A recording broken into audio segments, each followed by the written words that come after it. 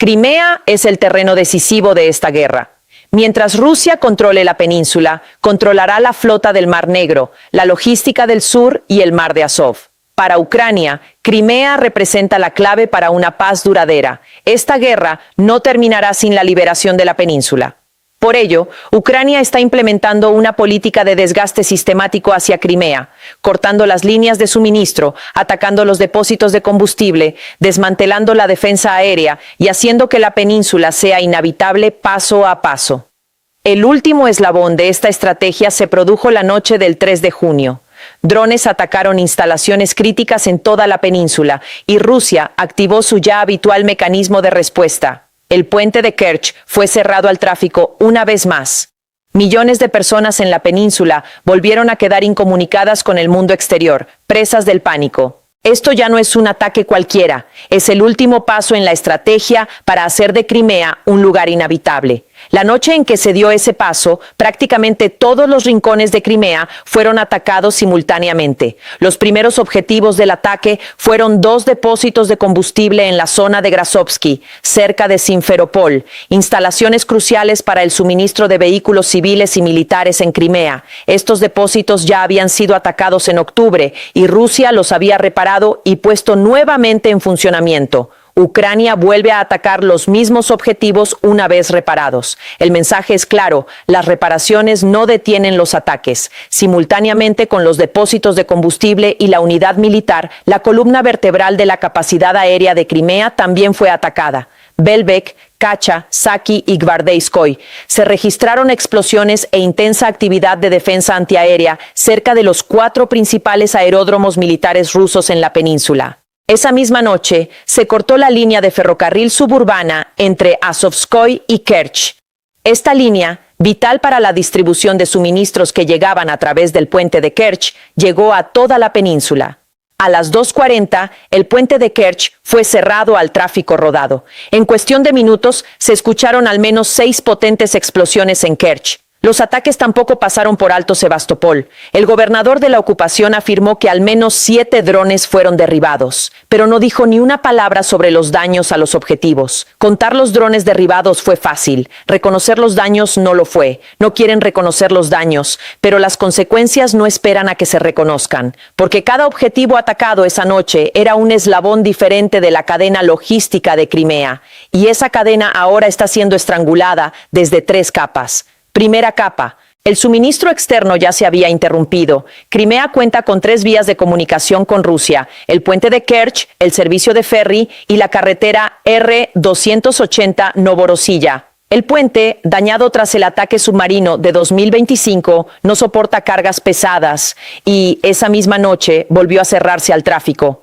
Los 3 transbordadores fueron hundidos en meses anteriores. La carretera R-280 está bajo vigilancia constante de drones ucranianos. Cada camión cisterna de combustible y convoy de municiones que transita por ella es un objetivo potencial. El suministro que llegaba a la península ya se había reducido a un goteo. Segunda capa. Con el ataque del 3 y 4 de junio, la distribución interna también se vio afectada.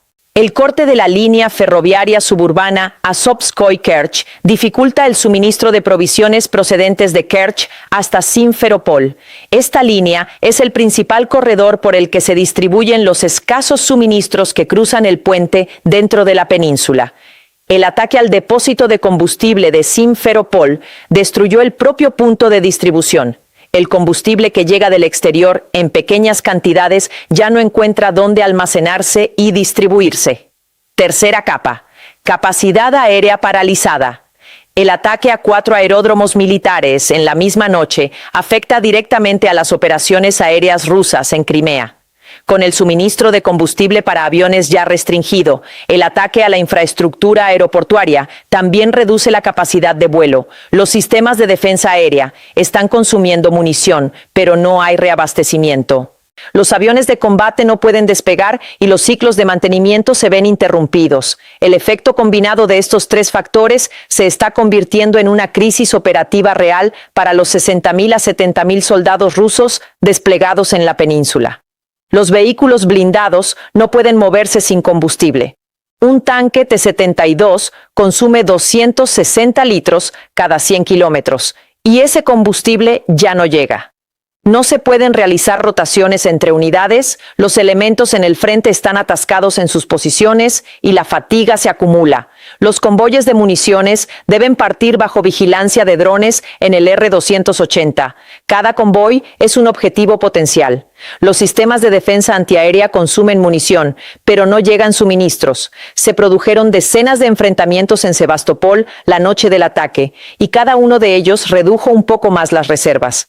Y quizás el ciclo más crítico sea este. A medida que se debilita la defensa aérea, más drones logran penetrar, y a medida que más drones penetran, más depósitos y puntos de suministro son atacados. A medida que se atacan más puntos de suministro, la defensa antiaérea se debilita aún más.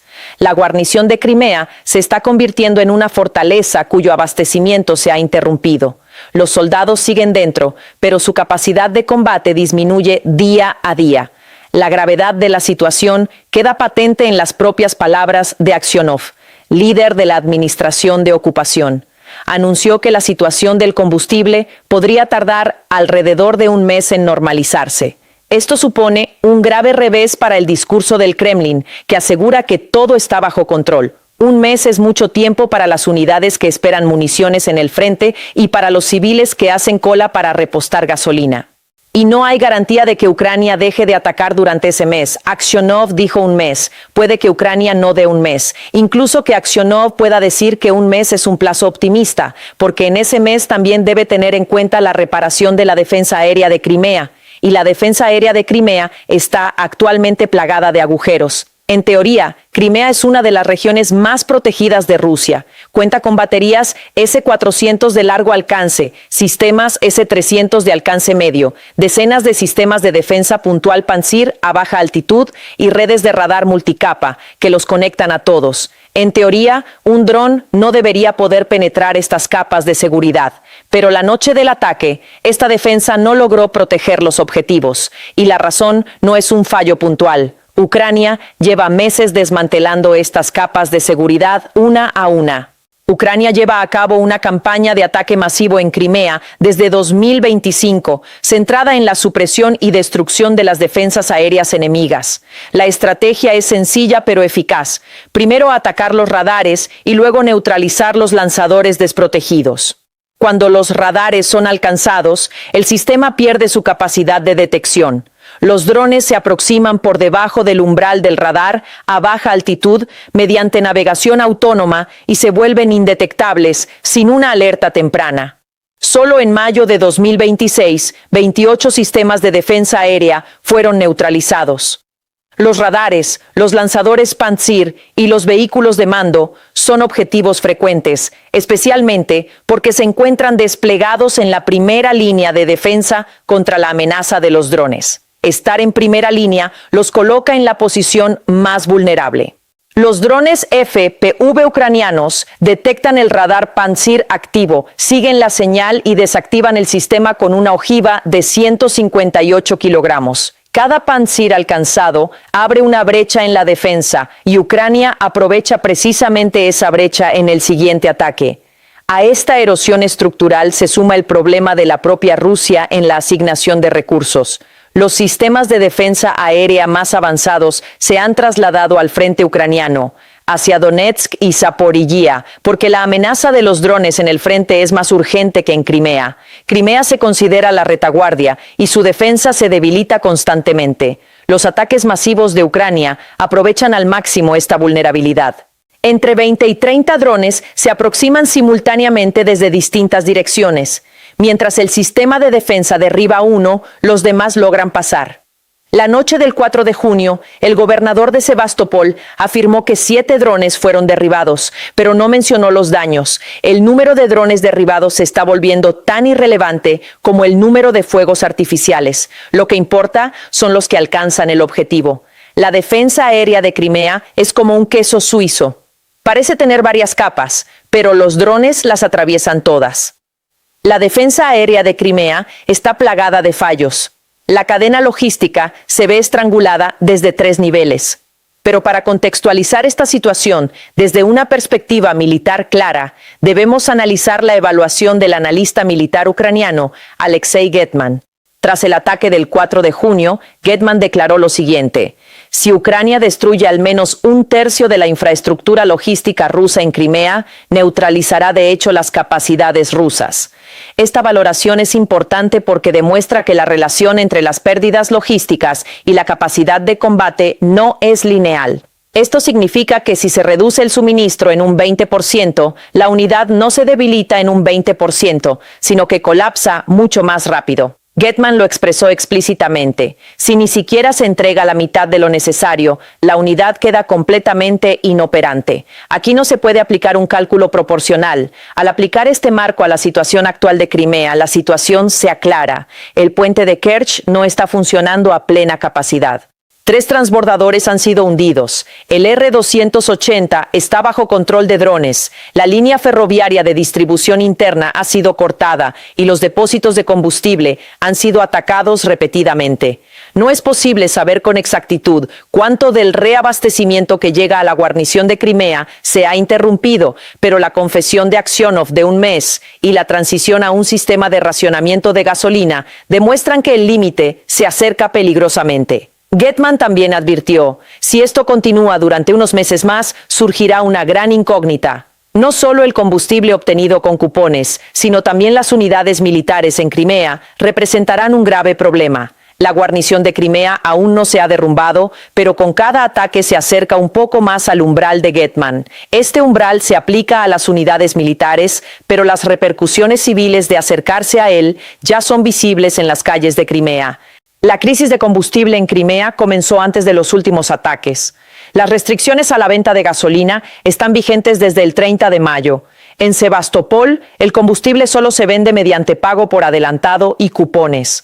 Las compras en bidones están totalmente prohibidas. Cuando se introdujeron las ventas sin cupones por primera vez hace unos días, se formaron instantáneamente filas de kilómetros en las estaciones. Se observaron filas de hasta 2 kilómetros en Yevpatoria y de 3 kilómetros en otras ciudades. Mientras los camiones cisterna esperan para cruzar en ferry, también se forman largas filas en las gasolineras dentro de la península a ambos lados. Pero la crisis no se limita a las estaciones de servicio, se está infiltrando en todos los aspectos de la vida cotidiana. Ha comenzado la temporada agrícola, pero los agricultores no encuentran diésel para arar sus campos. Las empresas de transporte están reduciendo sus rutas de reparto. La variedad de productos que llegan a los mercados disminuye y los precios suben. Los hospitales y las salas de urgencias tienen dificultades para encontrar combustible para los generadores. Los vendedores del mercado negro lo venden a un precio 3 o 4 veces superior al oficial, y el Kremlin ni siquiera intenta impedirlo. Porque si cierra el mercado negro, también se cerrará el último canal de distribución que le queda. En Crimea, el combustible ya no es un producto comercial, sino una herramienta de supervivencia. Y el ataque al depósito de Simferopol, la noche del 4 de junio, redujo aún más la principal fuente de este recurso. El indicador más contundente de esta situación proviene de las propias calles de Crimea. Durante las horas en que comenzaron las ventas sin cupones en Sebastopol, las largas filas que se formaron bloquearon las principales arterias de la ciudad. La gente empezó a hacer cola desde la medianoche. Algunos esperaban durmiendo en sus coches. En la península anexionada por el país que exporta energía al mundo, la gente pasaba la noche en sus coches esperando para repostar gasolina. Esta imagen por sí sola desmiente la versión del Kremlin de que todo es normal en Crimea. No son solo las líneas las que desmienten esa versión. El sector turístico, que alguna vez fue la principal fuente de ingresos de Crimea, también se está desmoronando. Más del 70% de los turistas que llegan a Crimea lo hacen en coche. Actualmente no encuentran combustible para sus vehículos. Cientos de turistas rusos se encuentran varados en Crimea. Sus vacaciones terminaron, pero no tienen gasolina para regresar a casa. Un guía turístico describió la magnitud de la situación, señalando que ni siquiera existe un registro oficial de los turistas varados. La gente se está quedando sin dinero, sus estancias se prolongan, pero nadie cubre los gastos. Y añadió: existe incertidumbre y temor de que la situación empeore aún más mañana. Los últimos ataques agravaron aún más este panorama. Durante toda la noche se oyeron explosiones en todos los rincones de la península. Se emitieron alertas aéreas y el puente de Kerch fue cerrado al tráfico. Familias de vacaciones escucharon explosiones desde sus habitaciones de hotel. Los turistas que llegaban por tierra transitaban por la R-280 bajo la amenaza de drones. La temporada de verano normalmente comienza en junio, pero este año el inicio de la temporada estuvo marcado por explosiones. El bloguero ruso Sergeyev ahora habla abiertamente. Aconsejo encarecidamente a mis conocidos que no vayan a Crimea. Los riesgos son altos. Las autoridades deberían advertir honestamente a los rusos, pero el régimen de silencio y apariencias continúa. Las cifras también respaldan esta afirmación. Las reservas en Feodosia cayeron un 10%, registrándose cancelaciones de entre el 5% y el 10% en los hoteles pequeños de las costas del sur. Aún no se ha producido un colapso generalizado, pero la tendencia es a la baja, y cada nuevo atentado, como el del 4 de junio, acelera las cancelaciones. Crimea se promocionó durante años como el paraíso vacacional de Rusia. Ahora, los cupones de gasolina, las alertas atmosféricas, las explosiones nocturnas y las largas colas forman parte del día a día. El paraíso vacacional se está convirtiendo en una zona de guerra. La cadena logística se está rompiendo, la defensa aérea ha sido desmantelada, la crisis del combustible se agrava y el turismo se derrumba. Esta imagen tiene nombre. El comandante retirado del ejército de Estados Unidos en Europa, Ben Hodges, la describió hace años. Hodges propuso un plan de 3 fases para Crimea y partió de una única premisa. Quien controle Crimea gana la guerra. La primera fase es el aislamiento, separando logísticamente Crimea de Rusia, cortando el puente, los transbordadores y la carretera. Las 3 capas que describimos en la tercera sección de este video son precisamente eso, y las 3 líneas están cortadas o bajo una presión considerable. La primera fase de Hodges no está completa, pero está cerca de finalizar. La segunda fase consiste en hacer de Crimea un lugar inhabitable, transmitiendo a Rusia el mensaje de que el costo de permanecer allí es demasiado alto, mediante ataques constantes a objetivos militares. Todo lo que hemos descrito en la última hora, aeródromos, depósitos de combustible, sistemas de defensa aérea, líneas de defensa, turistas varados, es precisamente la aplicación de esta fase. El análisis de umbral de Getman también lo confirma. Cuando la logística se reduce en 1/3, la unidad se vuelve disfuncional y Crimea se acerca a ese umbral. A esto se refería Hodges. Ucrania lo está implementando actualmente. La tercera fase es la entrada, el acceso de las fuerzas terrestres ucranianas a la península. Esta es la parte más difícil y por el momento no es realista. Requiere un desembarco anfibio, superioridad aérea y una operación anfibia a gran escala. Ucrania no tiene esta capacidad en 2026. Pero la lógica de Hodges es la siguiente. Cuanto más se prolongue y con mayor eficacia la segunda fase, menor será el coste de la tercera. A medida que se desmantela la defensa aérea, se agota el combustible y las unidades se desgastan, el coste de defender Crimea se multiplica para Rusia. Y llegado un punto, ese coste se vuelve insostenible. El plan de Hodges tiene sentido sobre el papel, pero Hodges ya ha hecho predicciones optimistas antes. En 2023, dijo, Crimea será liberada este verano. No se concretó. Puede que la lógica del plan sea correcta, pero su ejecución se retrasa constantemente, y no hay que subestimar la influencia de Rusia en Crimea. En la península hay entre 60.000 y 70.000 soldados. Esta fuerza es demasiado numerosa para ser neutralizada con la capacidad anfibia actual de Ucrania. Crimea está definida como territorio nacional en la Constitución rusa. Esta realidad política es independiente de la realidad militar. Para Putin, perder Crimea no es solo una pérdida de territorio, sino una amenaza existencial para la legitimidad del régimen.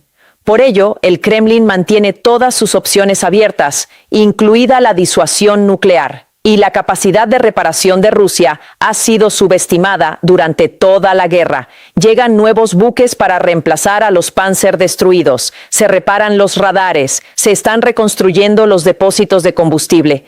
Cada huelga ralentiza a Rusia, pero no la detiene. Pero incluso si el momento elegido por Hodges falla, su mecanismo sigue funcionando. El poder de este mecanismo reside en la competencia entre la velocidad de reparación y la velocidad de ataque. Rusia repara, pero Ucrania ataca más rápido de lo que se repara. ISW y el Atlantic Council no prevén un cambio drástico en 2026, pero confirman que la presión está aumentando y que el costo de defender Crimea para Rusia crece exponencialmente. Y el umbral de Getman nos lo recuerda. Que Rusia se quede atrás en esta carrera no es una pérdida lineal. En cierto punto, se produce un colapso repentino. Crimea es el escenario decisivo de esta guerra, y el equilibrio en ese territorio está cambiando. Ucrania está haciendo que la península sea inhabitable paso a paso. Las líneas de suministro están cortadas, la defensa antiaérea ha sido desmantelada, el combustible se está agotando, los turistas huyen, y las unidades militares se acercan a las inmediaciones de Getman. Rusia sigue en la península, pero cada día que pasa, el costo de la estancia aumenta, y Ucrania seguirá incrementando ese costo. Continuaremos siguiendo de cerca estos acontecimientos. Suscríbete a QSM, gracias por vernos. Gracias por